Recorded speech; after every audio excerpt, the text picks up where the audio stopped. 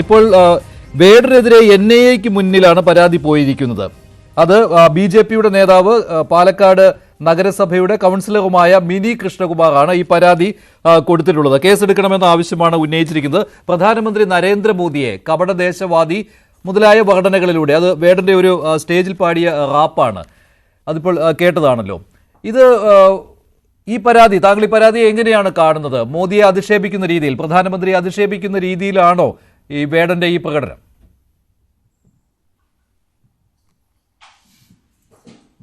അല്ല, ഒന്ന് പ്രധാനമന്ത്രി അധിക്ഷേപിക്കുന്ന രീതിയിലാണെങ്കിലും ആരെ അധിക്ഷേപിക്കുന്ന രീതിയിലാണെങ്കിലും ഒരു പാട്ട് കേൾക്കാമല്ലോ അല്ലേ?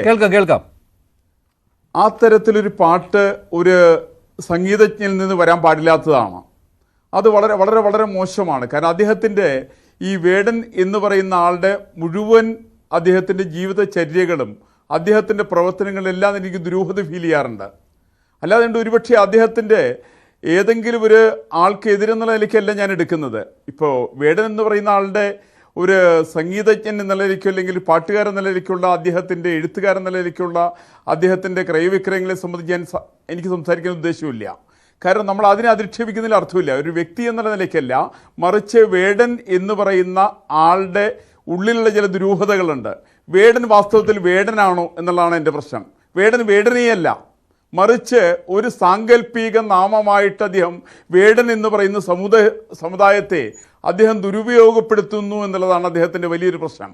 ആ തരത്തിൽപ്പെട്ട ഒരാൾ ഭാരതത്തിൻ്റെ പ്രധാനമന്ത്രിക്ക്, ഈ പ്രധാനമന്ത്രിക്കെതിരായിട്ട് മാത്രമല്ല, ആദ്യ പ്രധാനമന്ത്രിമാരിൽ ഒരാളായിരുന്ന രാജീവ് ഗാന്ധിക്കെതിരായിട്ട് പോലും അദ്ദേഹത്തിൻ്റെ പ്രയോഗം ഇത്തരത്തിൽ വന്നിട്ടുണ്ട്.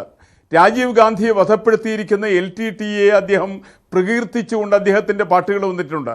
അതിൽ അദ്ദേഹം പറഞ്ഞിരിക്കുന്ന പ്രധാനമായിട്ട് അവിടെ ലങ്കയിലെ പുലികൾ അലറി വിളിക്കുന്നു എന്നാണ്. ആരാ ലങ്കയിലെ പുലികൾ? ലങ്കയിലെ പുലികൾ എന്ന് പറഞ്ഞാൽ LTTEക്കാരാണ്. ആ LTTEക്കാരുടെ അവരാണ് രാജീവ് ഗാന്ധി വധിച്ചത്, അവരാണ്.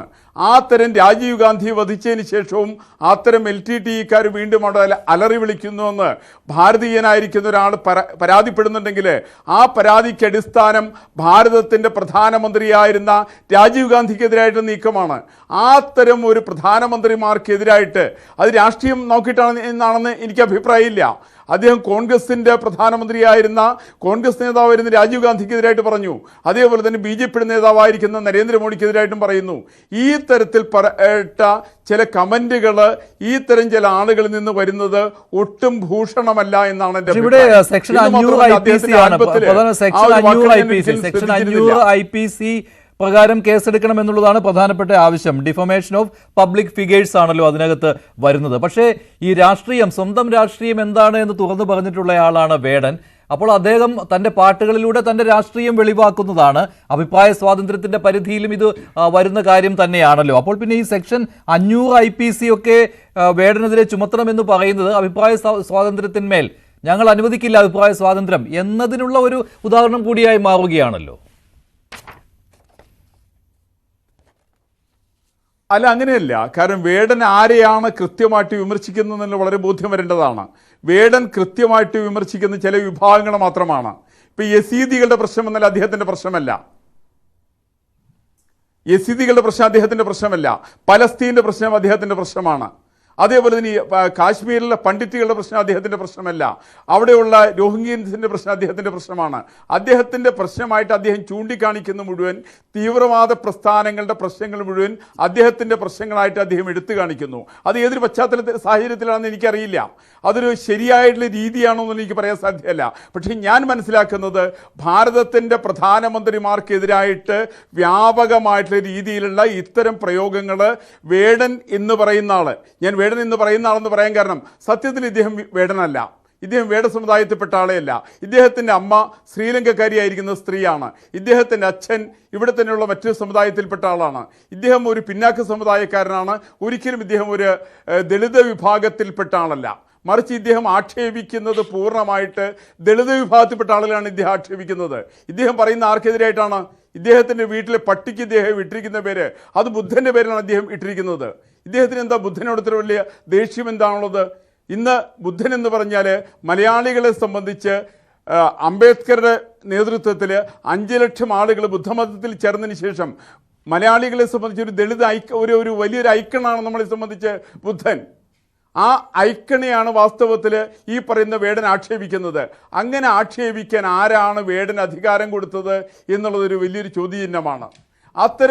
അങ്ങനെയുള്ളൊരു വേടനാണ് ഇന്ത്യൻ പ്രധാനമന്ത്രി, മുൻ പ്രധാനമന്ത്രിയെ, വധിക്കപ്പെട്ട പ്രധാനമന്ത്രിയെയും നിലവിലിരിക്കുന്ന പ്രധാനമന്ത്രിയെയും ഒരേപോലെ തന്നെ ആക്ഷേപിക്കുന്നത് എന്നുള്ളത് വളരെ ദുരൂഹമാണ്. പക്ഷെ അദ്ദേഹത്തിനെതിരെ ഈ NIA-ക്ക് പരാതി പോവുക എന്ന് പറയുമ്പോൾ ഇപ്പോഴത്തെ സാഹചര്യം കൂടി നോക്കണം. ശ്രീ EN നന്ദകുമാർ, ഈ പറയുന്ന കൺസേർട്ട് അത് വേടൻ നടത്തിയത് ഏതാണ്ട് 5 വർഷങ്ങൾക്ക് മുൻപാണ്.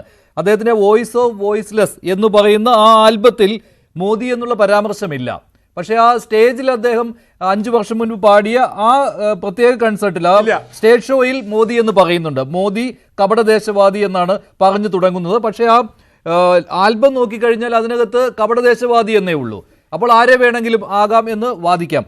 പക്ഷെ ഈ 5 വർഷം മുൻപുള്ളത് ചെകഞ്ഞിപ്പോൾ എടുത്ത് പറയുന്നു എന്ന് പറയുമ്പോൾ വേടനെ തെരഞ്ഞുപിടിച്ച് പിന്തുടർന്ന് ആക്രമിക്കുക അല്ലെങ്കിൽ പിന്തുടർന്ന് വേട്ടയാടുക എന്നോ കൂടി ഉണ്ടല്ലോ. ആ ഒരു വ്യാഖ്യാനവും വരുമോടെ?